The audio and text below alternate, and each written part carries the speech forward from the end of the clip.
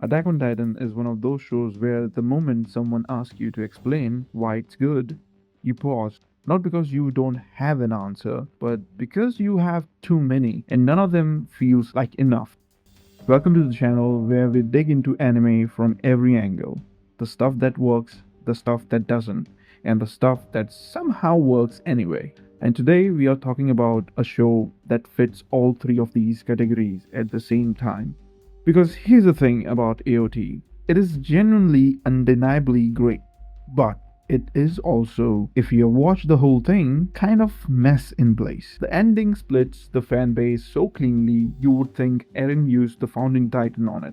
And yet, most people who have watched it will tell you it's one of the best things they have ever seen.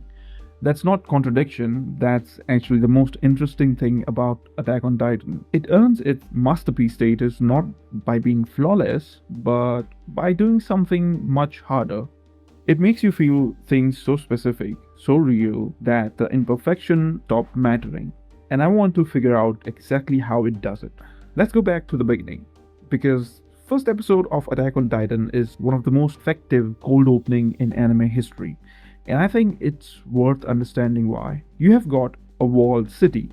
You have got people who live inside those walls for hundreds of years, and somehow, and the show immediately before it explains a single thing, makes you feel the weight of the confinement. Not through exposition, through atmosphere. The way people move, the way they talk, the way Eren look at those walls with something between hatred and desperation.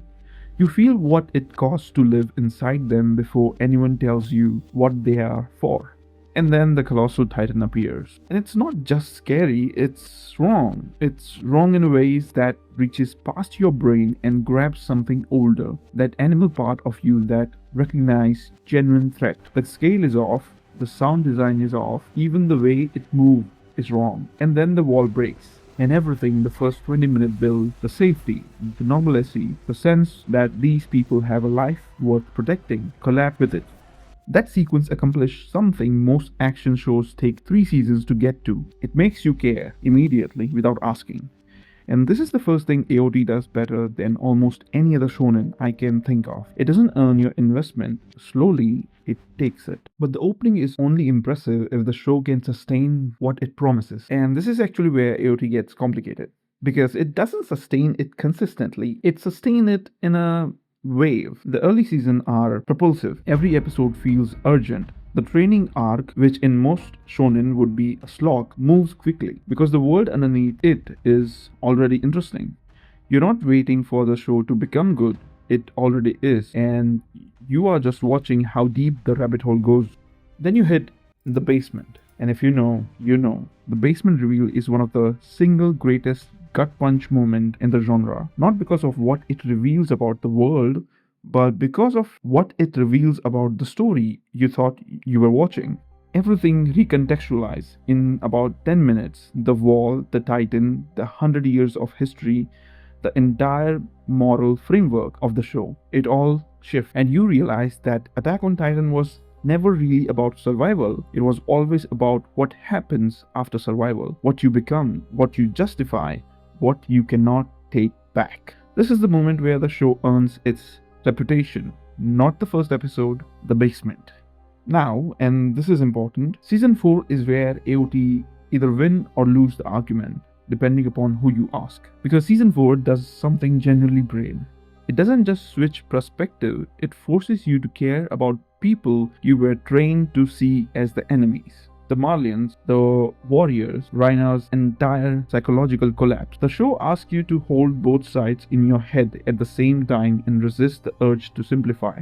Reiner arc deserves its own video, honestly, but the short version is this. He's one of the most fully realized antagonists in recent anime, specifically because the show never lets him be comfortable. He cannot be a villain because he believes in what he did. He cannot be a hero because he knows what it cost. He's just a person who made an irreversible decision when he was too young to understand what irreversible meant. And he has to keep waking up every day in the consequences. And the show uses him to mirror Eren, because Eren, by season 4, is doing exactly what Reiner did, moving forward, doing monstrous things, telling himself it's necessary. Difference is that we watched Eren grow up. We know who he was before he became this, and that knowledge makes what he becomes devastating in a way that a cold introduction to a villain never could be. This is the core of what AOT does. It weaponizes your attachment. Okay, quick question by the way, and I genuinely want to hear this in the comment. When did AOT lose you? If it ever did. Because I think the answer to that question says something interesting about what each of us actually want from a story. Drop it down below. I'll be reading. Okay, now let's talk about the ending because we have to. The final arc, the rumbling, the revolution, it is messy. I'm not going to pretend it isn't. The pacing in the manga's final chapter was chaotic enough that the anime adaptation had real structural work to do just to make it coherent. Some character motivational collapse under scrutiny. The final confrontation between Eren and the Alliance involved a logic that required a certain amount of faith to follow. In the very last chapter, the epilogue sparked arguments that are still ongoing after so many years. And yet, the ending of AOT, for all its structural problem, is thematically consistent in a way I deeply respect.